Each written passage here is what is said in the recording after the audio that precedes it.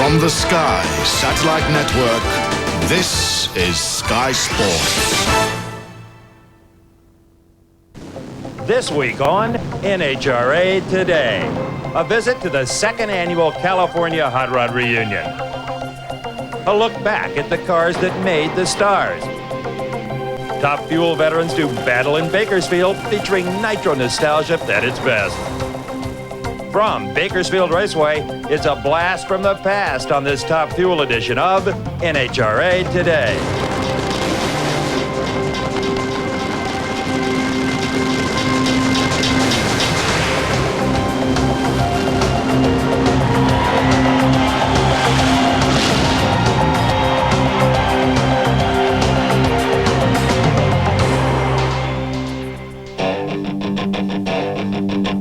The Top Fuel dragster of the 60s, the forerunner of today's 300-mile-an-hour mid-engine chariot, was a spectacular sight for racing fans. Wheels in the air and smoking tires were trademarks of the day.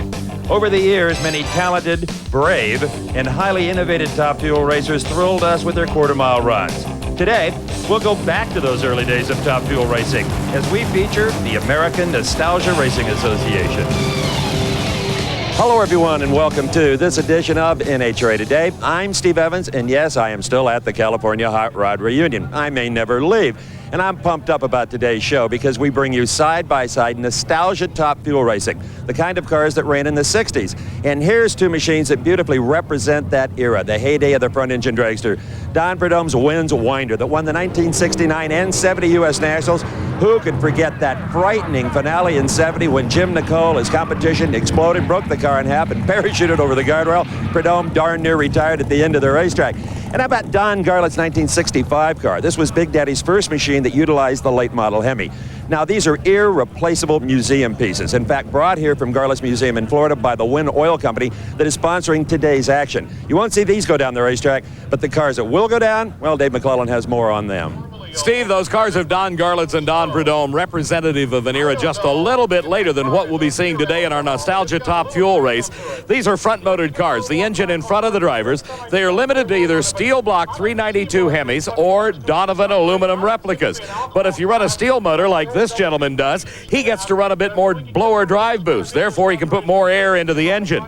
All motors now limited to the same fuel pump. That's a big limiting factor. But probably the most important limiter of all is that there is no big wing on the back of the car, no aerodynamics.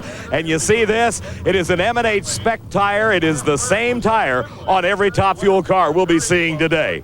We'll get to that action in just a moment. Right now, let's go back to Steve.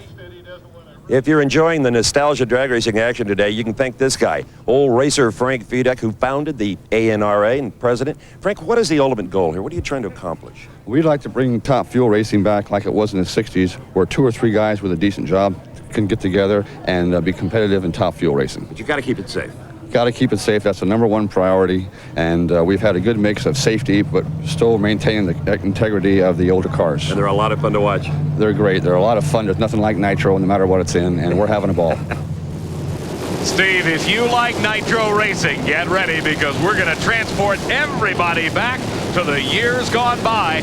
This is Ty Norton. And right off the bat on the first burnout, the parachute falls off. His competition in the near lane is Ted Taylor, and look at Bob Beezer, the end running up.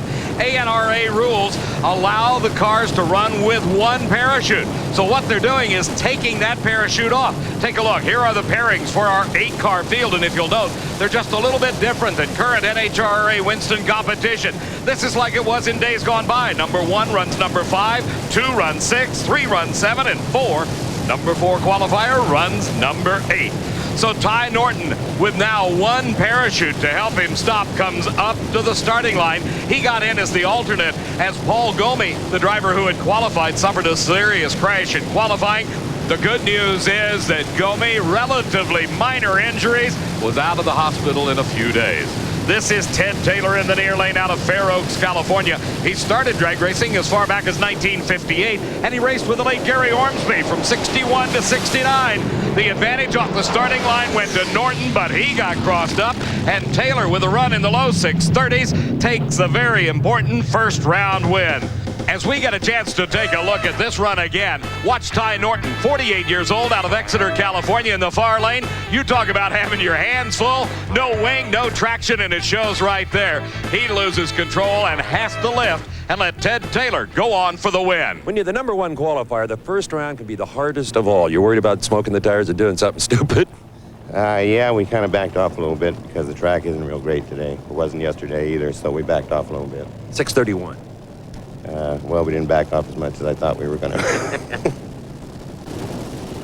Our next pair in round number 1 at the ANRA Nostalgia Competition at the 2nd Annual California Hot Rod Reunion. You're taking a look at the Campbell, California entry of Gerry STIENER. Here's a guy that started racing way back in 1956 when he came from Austria.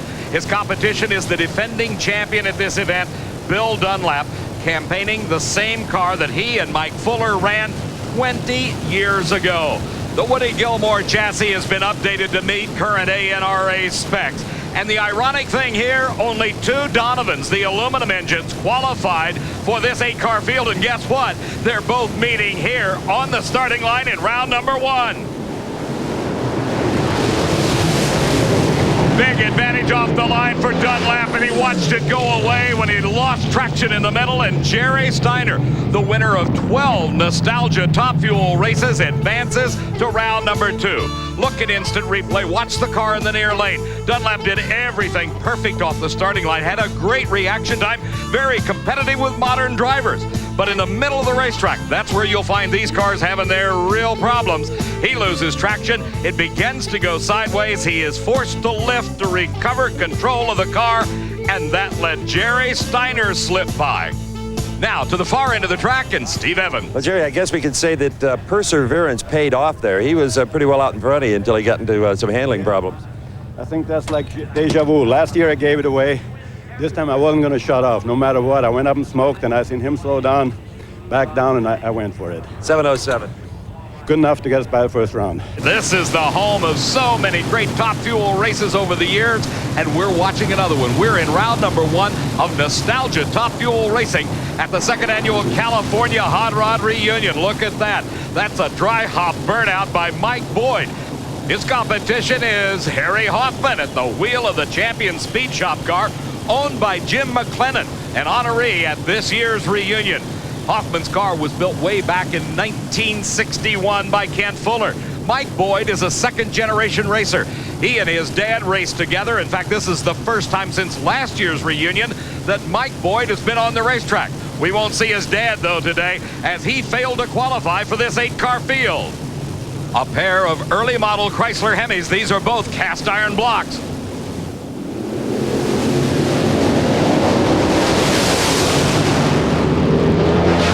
A big advantage off the starting line and even larger at the finish line. Mike Boyd takes the win, a 683 at 194 miles an hour. Losing time for Hoffman, a 753. This is Pat Sherretts out of Sacramento, California. The engine appearing to run a bit rich on the burnout. Alongside of him is Sam Chastain, the Chastain and Hedge car. Steve? Mike, that was a pretty good race there for a while. I love it. I'm so happy. We didn't even think we were going to be able to qualify. I haven't run since last year, and I'm thrilled to death. Well, 683 might make you happy there. You're kidding. Oh. I love it. That's the 2nd best I've ever done. I'm thrilled. We're thrilled for you. Take a look at the tires. They're only 11 inches wide, and they don't run much air pressure in them, trying to get all the grip they can. And Steve, as we have seen, they certainly need every bit of traction that they can muster out of these front-motored cars. Pat Sherretts started racing way back in 1967, not as a driver, but as so many guys did back in those days, as a gopher for Don Argy. Pat was only 14 years old. He raced drag bikes from 73 to 86 and has been in the Nostalgia War since 86. Sam Chastain and Frank Hedges have teamed up. If the name Frank Hedges is familiar to him, you remember him as Root Beer. He had the A&W sponsorship way back in the 50s. Just tiptoeing his way down next to that center line, Sam Chastain, the airline pilot, advances into round number 2. He was so late off the starting line, he probably thought this one was over. But Pat Sherretts had problems, and Chastain clicked off a 718, shutting it down to 146 miles an hour. He was oh so close to crossing the center line. Sam, the way this baby came clunking around the turn, I'd say you shelled a rear end. Yeah, I think we did, Steve. I think we did. And seems to be running pretty well, so it's kind of a disappointment, you know. Still got a 718 out of it. Really? Well, that's about a 500-foot 718, wasn't it? Do you have another rear end? No, but there are some other 8 3/4 around in the pits, I think, so maybe we can come up with one. Okay, they'll be looking for a 390 ratio rear end here in about 5 minutes.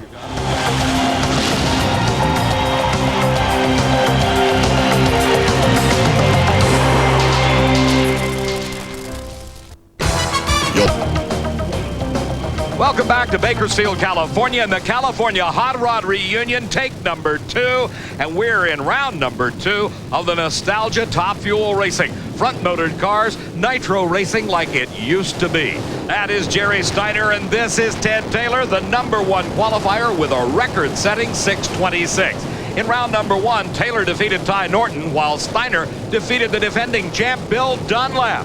You are looking at a Sterling chassis with a Donovan engine between the frame rails. A Donovan, of course, is the aluminum replica of the early model Hemi that was made famous by drag racers for the Chrysler Corporation.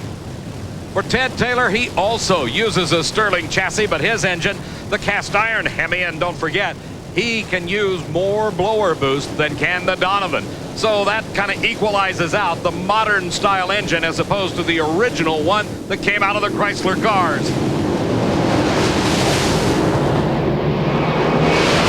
Side-by-side racing just like it used to be. Both cars having handling problems, but Ted Taylor, the #1 qualifier, advances into the finals.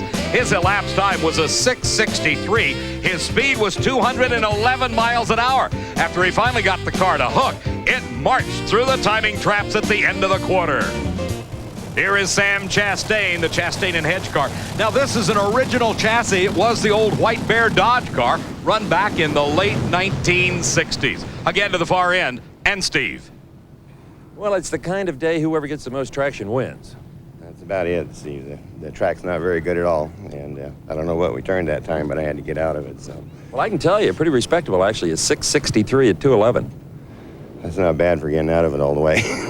Not bad at all, and give some of the credit for the traction to these canard wings we see down here in front of both tires. That was a mid-1960s trick.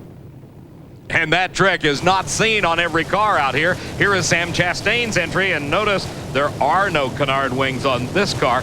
He's got to rely on the M&H tires, the spec tires that all the dragsters are using, trying to get a hold of the pavement. Mike Boyd, with his dad and family serving as the crew. This is his first race in one entire year. He looked very good in the previous round. Mike built this car by himself using car jacks for a chassis jig and a telephone pole to form the aluminum body. Finished second last season in the NHRA points race. Chastain smokes the tires, and Mike Boyd heads through to the finish line and takes the victory to go in and race Ted Taylor for the title. This was a case where Mike Boyd made a little bit of his own luck. He had more than a 0.3 of a second advantage off the starting line. Let's watch it replay. Look at the car in the far lane. It's already moving. Oh, a couple of feet off the starting line before Sam Chastain hits the throttle, and when he does, it's up in smoke. All he could do is wave bye-bye to Boyd. Well, Mike was happy after the first round. Got to be ecstatic now. I'm loving life right now. Loving life. Very happy. I want to thank my wife and family, my brother, Daryl, Tom, and most of all, God, getting us here. Very happy, very happy. You're going to have to step on this old hound now. Taylor's really running well. Well, I'm going to try to leave on him and sit low and try to call the wind resistance we can. For the second year in a row, the California Hot Rod Reunion was a great success. The reunion was the brainchild of NHRA VP of Competition, Steve Gibbs. Reunions are obviously not new ideas, but we really hadn't had a big one for drag racing, and unfortunately at Joe Paisano's funeral, you're not in the mood to really have a good time with the old friends you see, and after that occasion we said we really need to put together a fun-filled reunion to get all these people there at one place, one time, with all the weight that NHRA could put behind a reunion, and that's the way it came to be. As usual, the new year brought changes in the makeup of several professional teams. Jim Brissett, the second man to tune a top fueler to 300 miles an hour, has signed a 3-year deal with the Austin family, sharing crew chief duties with Walt, Pat, and Mike. Flow bench and fuel pump specialist Dave Settles has agreed to tune the Mopar Express Lube dragster of Tommy Johnson Jr. And the biggest news during the offseason is the formation of a 3-car team sponsored by Fruit of the Loom Activewear, which marks the return to funny car of the 1991 Winston Rookie of the Year, Casey Spurlock. It's kind of like going back home. Ronnie Swearingen was my crew chief in '89 and '90, so I'm obviously very comfortable with that situation. And in fact, the car we're starting out the season with is the car that I finished the season with in 1990. Joining the team is the alcohol funny car of Gary and Steve Rattel, and newcomer Bob Vandegrift will pilot the Top Fuel dragster. Veteran crew chief Rolex Ron Swearingen will oversee both nitro operations. As the sun's setting in the west out of Bakersfield, California, we're at the fabled Famoso drag strip, the scene of so many legendary Top Fuel races.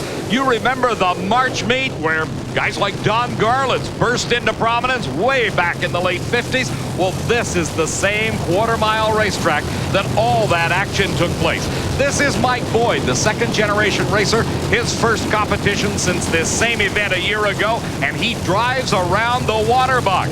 It is his philosophy. He doesn't need to do a long smoky burnout. He does just one dry hop and brings it up to the starting line. But his competition, Ted Taylor, goes through the normal procedures. Don't forget, Taylor has got the #1 qualifying position and the record. He set it here in qualifying, a great 6:26. Just like their modern-day counterparts at the wheel of their 300-mile-an-hour machines, these nostalgia Top Fuel drivers with the engine sitting out in front of them rely on reaction time. And Mike Boyd is the guy to beat there. He has got the 2 of the 3 quickest reaction times all weekend long. But don't forget, Taylor has had a good pass, even having to lift in the middle of the course, running 211 miles an hour earlier in competition. Mike Boyd in the far lane, Ted Taylor in the near lane. This is for the title.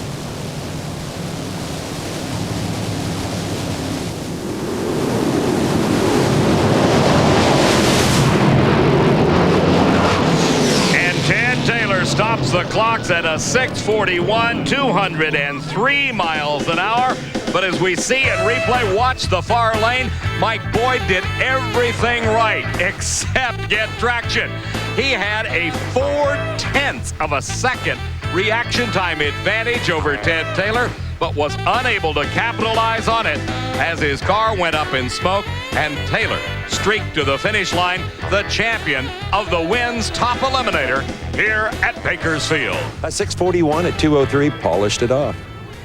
Yeah, I was probably a little late on the light, either that or maybe he was a little early or something, I don't know. You know, there were 18 nostalgia Top Fuel cars here. This class has a tremendous future. The crowd reacting as they would to contemporary cars. Yeah, it's good to see. This is, to me, you know, I go to see the newfangled races, but to me this is just like it was in the old days, and I think it's just great. We're happy for you. For Steve Evans, I'm Dave McClellan. We hope you've enjoyed the Top Fuel nostalgia racing from Bakersfield. Be sure to join us next week.